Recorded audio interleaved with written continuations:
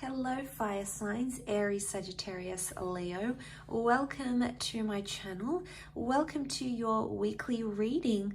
I'm very excited to be delivering these weekly messages to you, fire signs. Of course, this can be for this can be for Aries, Sag, Leo. And if you also have heavy Aries, Sag, Leo in your birth chart, then these messages could absolutely be applicable for you. Also to the cross watchers as well, dealing with one of those signs. So I've premeditated on these cards. I've laid them out.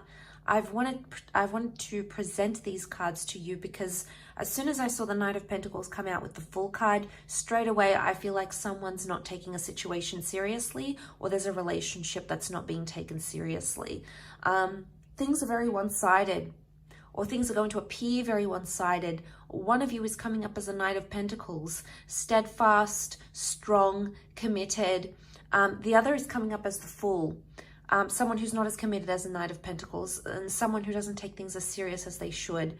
So there might be some playing games this week. There might be some, the Fool can be like this energy where things aren't being taken seriously.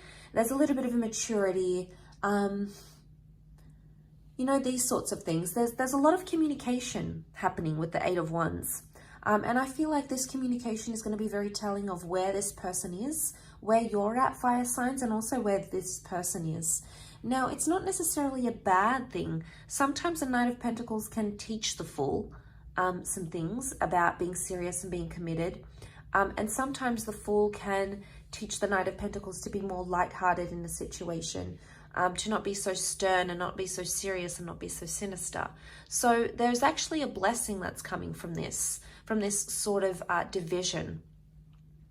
You know, I don't think it's anything bad. I think with the Fool card, it could just be minor games and immaturity on your part, or maybe your person's. But this immaturity is going to come to light. I'm also getting with the Fool is sometimes there's selfishness involved with the Fool. The Sun is the self. The Fool comes first, okay? This is what the Fool wants to do. This is his prerogative, his intention, his wants, his needs. So someone is maybe being in a selfish energy here. Now, the Fool is also Aries energy. So I don't know if there's a message here that some of you need to come into Aries energy and be more selfish in a relationship if you haven't been. You know, create more time for yourself, to have that independence, to have those wants, needs met, because if there's something that you're wanting from this connection, you know, you should let it be known. But I also feel like the thing that comes to mind is needing self-love in a situation, or you needing time to yourself. Maybe I'm not getting a strong vibe of needing time to yourself. I would honestly say it's more that I feel like the Knight of Pentacles and the Fool give each other something that no one else can. And I feel like that exchange is going to be evidenced this coming week, because I'm seeing love in a situation. There's love present with the Queen of Cups. So even if you think someone's playing games, this person has actually developed, or you have actually developed very, you know, that you've developed care and concern and compassion towards each other. Now, because this reading is more catered for you, fire signs, it could very well indicate with the Queen of Cups that someone, you know they're playing games, you know they might not be serious, you know there's immaturity on their part, but in some ways you feel like you want to help them.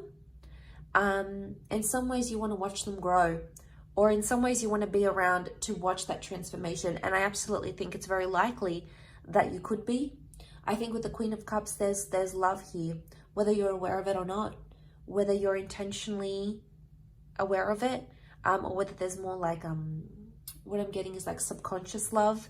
The Queen of Cups she's found something priceless. So you're finding something that's invaluable here, fire signs. And when we find something like that, we want to hold on to it. We want it in our lives. We want to enjoy it. We want to embrace it. We want to be around it. We want to have that in our experience. And who's to take that away from us? And I feel like it's a very... The message that I get with it, it's a crowning moment. And I'm saying that because of the crown that the Queen of Cups wears. It's almost like a very rewarding or pivotal moment in this connection. And it could be soon after you start to see this division, or you may start to see this immaturity, or you may start to see that the two of you, despite being so different, actually give each other something that you both need.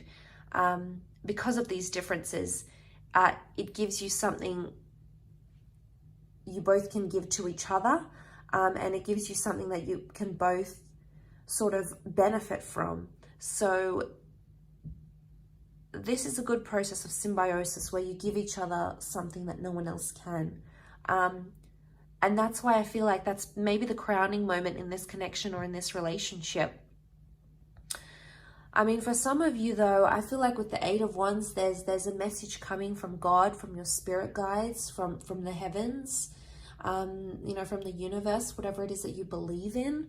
There is a message from a higher power, because you can see those Eight of Wands and they're lined up so eloquently, because there's a message here, and it's almost like you're being directed in a way. Now, this can also be this direction given, okay? That I'm getting that there may be, you may be very forward, or you may be very direct in what it is that you're wanting, or what it is that you're expecting.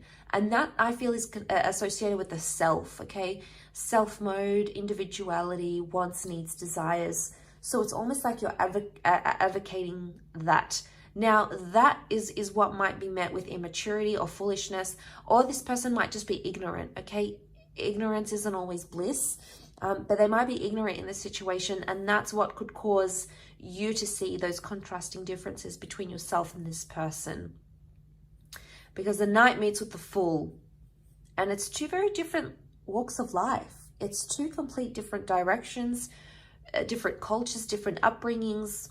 But like I said, I believe that underneath it all, the Queen of Cups is telling me that there can be something very genuine here, despite those differences that you may have, or despite how this person reacts to your wants, needs, desires now. Maybe they've got some growing up to do. And maybe in some ways you feel foolish that you've taken part in this connection up till now, or you felt foolish for giving this person so many chances maybe. But there's evolution. Why? Because the Eight of Wands is here. This is climbing that ladder, essentially growth and evolving and transformation. So it's a pivotal point that's coming up. Again, I want to reinforce and highlight that crowning moment that's happening here for you, fire signs. So I will leave it at that. It's been a very enjoyable reading, so I do hope you have enjoyed it. Of course, if you are after a private reading with me, please feel free to email me.